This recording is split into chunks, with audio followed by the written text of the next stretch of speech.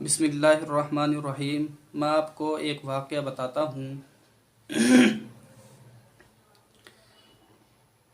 واقعہ یوں ہوا، مدینہ منورہ کے مضافات میں ایک جامع مسجد تھی، اور اس جامع مسجد کے امام صاحب یعنی خطیب صاحب اس میں رہا کرتے تھے۔ ان کے یہاں ایک لڑکی بھی تھی، وہ لڑکی جامعہ میں پڑھتی۔ ایک مرتبہ ایسا ہوا کہ جب وہ جامعہ سے واپس لوٹی اور گاڑی سے اتری، تو گاڑی سے اتر کر گھر میں داخل ہونے تک ایک لڑکے کی نظر اس پر پڑ گئی۔ لڑکی بھی بڑی حسین و جمیل تھی، بڑی خوبصورت تھی۔ لڑکے نے دیکھا اور پوچھنے لگا کہ کس کی لڑکی ہے۔ پتہ چلا کہ یہ خطیب صاحب کی لڑکی ہے۔ بس لڑکے نے صف اول میں نماز پڑھنی شروع کر دی اور قرآن کریم کی تلاوت میں مشغول رہتا، تسبیحات میں مشغول رہتا۔ اسی طرح دینداری کا معمول بنا رہا، اور اسی طرح اس اسنا میں 6 سے 7 ماہ اس نے گزار دیے۔ 6 سے 7 ماہ گزارنے کے بعد اس نے اپنے والد سے اپنے رشتے کی خواہش ظاہر کی اور کہا کہ میرا آپ رشتہ طے فرما دیں۔ والد صاحب نے کہا کہ ٹھیک ہے، کوئی اچھی سی لڑکی ملے گی، اچھا سا خاندان ملے گا تو ہم تمہارا رشتہ کر دیں گے۔ لڑکے نے کہا کہ ایک لڑکی ہے جسے میں جانتا ہوں، بہت اچھی ہے، بہت خوبصورت بھی ہے اور پڑھتی بھی ہے۔ لڑکے کے والد صاحب نے کہا کہ ٹھیک ہے، بتاؤ کون ہے؟ کہا کہ وہ مسجد کے خطیب صاحب کی لڑکی ہے۔ اس کے والد نے کہا کہ ٹھیک ہے، میں بات کرتا ہوں، اور کچھ آدمیوں کو لے کر مسجد کے کچھ آدمیوں کو لے کر خطیب صاحب کے پاس چلے جاتے ہیں۔ خطیب صاحب کے وہاں پہنچنے پر وہ لڑکی پسند آ جاتی ہے اور رشتہ طے کر دیتے ہیں۔ اس کے بعد کچھ دنوں کے گزرنے کے بعد لڑکے کی اس لڑکی سے شادی ہو جاتی ہے۔ اب زندگی گزارنا شروع کر دیتے ہیں، تو لڑکی دیکھتی ہے کہ یہ لڑکا نماز میں سستی کرنا شروع کر دیتا ہے، نہ قرآن کریم کی تلاوت میں اس کا دل لگتا۔ کچھ دن گزرنے پر یہ لڑکا داڑھی بھی کم کرا دیتا ہے، داڑھی بھی کٹا دیتا ہے۔ لڑکی اس چیز پر اعتراض کرتی ہے اور کہتی ہے کہ تم ایسا کیوں کر رہے ہو؟ نماز کی پابندی کرو، قرآن کریم کی تلاوت کرو جیسے پہلے کرتے تھے۔ اس لڑکے نے کہا کہ میرا مقصد اصل تجھے حاصل کرنے کے لیے تھا، یہ سب دکھاوا تھا، اور میں تو تجھے حاصل کرنا چاہتا تھا، اس وجہ سے میں نماز پڑھی، داڑھی بڑھائی، یہ سب کام کیے۔ لڑکی کو بہت غصہ آیا یہ سن کر، اور لڑکی نے اپنے والد صاحب سے جا کر اس کی شکایت کی۔ لڑکی کے والد صاحب کو بھی غصہ آیا، اور انہوں نے قاضی صاحب کو یہ بات بتائی۔ قاضی صاحب نے دونوں کو بلوایا اور دونوں میں تفریق کرنے کا فیصلہ کر لیا، یعنی الگ ہونے کا فیصلہ کر دیا۔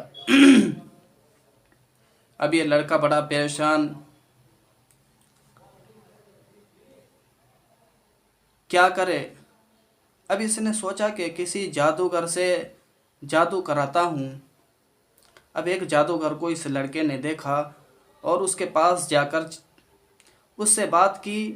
اس جادوگر نے کہا کہ ٹھیک ہے، آپ کا کام تو ہو جائے گا، لیکن اس میں اتنے پیسے لگیں گے، اتنے خرچ ہوگا۔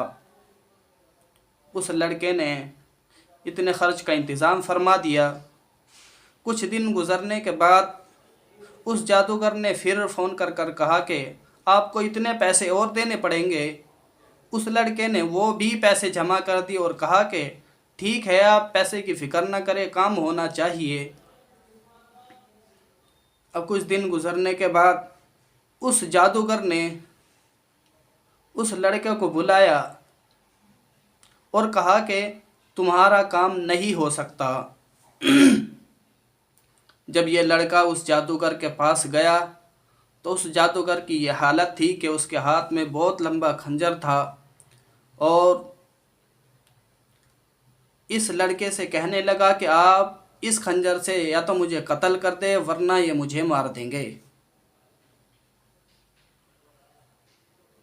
ये लड़का बड़ा घबराया और बड़ा परेशान हुआ और कहने लगा कि नहीं, मैं ऐसा काम नहीं कर सकता, और घबराता हुआ उस जादूगर से कहने लगा कि तुम मेरे पैसे दे दो। इस जादूगर ने इसके पैसे वापस कर दिए और ये घबराता हुआ इस जादूगर के पास से निकला, और निकलने के बाद जैसे ही ये घबराता हुआ निकला, किसी पुलिस वाले ने इसे देख लिया और इसे पकड़ लिया।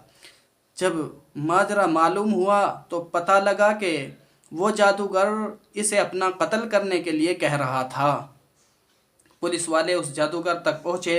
अब इन दोनों को लेकर पुलिस वाले काजी साहब के पास पहुँचे, उस लड़के को भी उस जादूगर को भी। अब उस जादूगर से काजी साहब ने कहा कि बताओ क्या मामला है।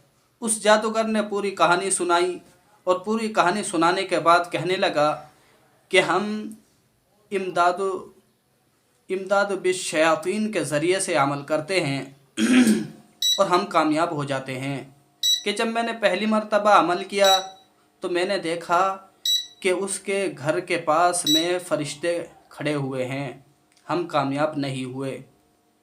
फिर मैंने दूसरी मर्तबा शयातीन से मदद चाहिए और फिर मैंने अमल किया तो देखा कि अब के उससे भी ज़्यादा फरिश्ते खड़े हुए हैं। फिर रईसुश शयातीन से यानी बड़े ताकतवर शैतान से मदद चाहिए तो उसने भी मदद दी, और जैसे ही उसने मदद दी और मैंने उन्हें नुकसान पहुंचाना चाहा तो मैंने देखा कि उनके यहाँ जिब्राइल अमीन खड़े हैं। बस ये दोनों शयातीन मेरे पीछे पड़ गए मारने के लिए, इस वजह से मैं अपना कत्ल करना चाहता था। काजी साहब को जब इस मामले की खबर हुई तो काजी साहब ने लड़की के वालिद साहब को बुलाया और उनसे पूछा कि इस जादूगर का तुम्हारे घर पर जादू नहीं चला, तुम ऐसा क्या अमल करते हो। इमाम साहब ने कहा कि हमारे यहाँ कोई भी ऐसा अमल नहीं होता, बस हाँ ये है कि सुबह सुबह फजर की नमाज के बाद हमारे यहाँ का मामूल है कि हम कुरान करीम की तिलावत करते हैं। हम भी, हमारे बच्चे भी, हमारे घर में सब अफराद कुरान करीम की तिलावत करते हैं। और मेरे मोहतरम दोस्तों, मैं बताना ये चाहता हूँ कि हदीस के अंदर भी है कि जिस घर में सूरह बकरा की तिलावत होती है उस घर से शयातीन और जिन्नात और शयातीन भाग जाते हैं। तो हम सब भी कुरान करीम की तिलावत करें।